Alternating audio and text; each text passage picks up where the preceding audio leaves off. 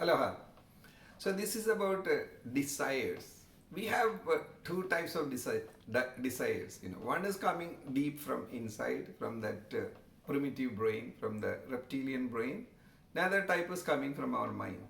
So, for example, these days we see so many ads, or we read a lot of articles, or we watch television. So we started having desires. For example, for me, I enjoy buying new electronic stuff. So if I don't look at any ad, I'll not have that desire. So if I start looking at the ad, or if I started reading some articles or some reviews, or going to Amazon or like Google News, so I get so much information. So then my desire started coming up to buy something. So that is coming from the mind. So there are other desires which come from inside, deep inside.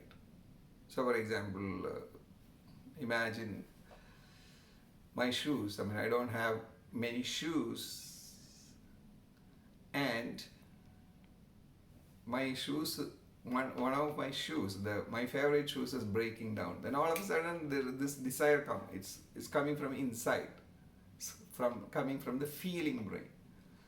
So I can make a decision immediately and fulfill that immediately. But if we have all these desires coming from the mind, we may not follow through, or we may not fulfill that.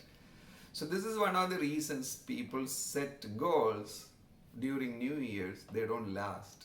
It's not coming from deep inside. If it is coming from deep inside, we don't need to wait until New Year. We can start right now. If it is coming from deep inside. If it is coming from outside, from education, or from informational marketing, or from some ads, so it's in our mind. It doesn't have that much power. We may not fulfill that. Otherwise, somebody need to really convince us, and they need to sell us that product. So remember this about our desires. So if it is coming from deep inside, from our reptilian brain, from our feeling brain, we go for it and we fulfill that. So if it is coming from the mind, from the thinking mind, or thought process, we may not fulfill that. Aloha.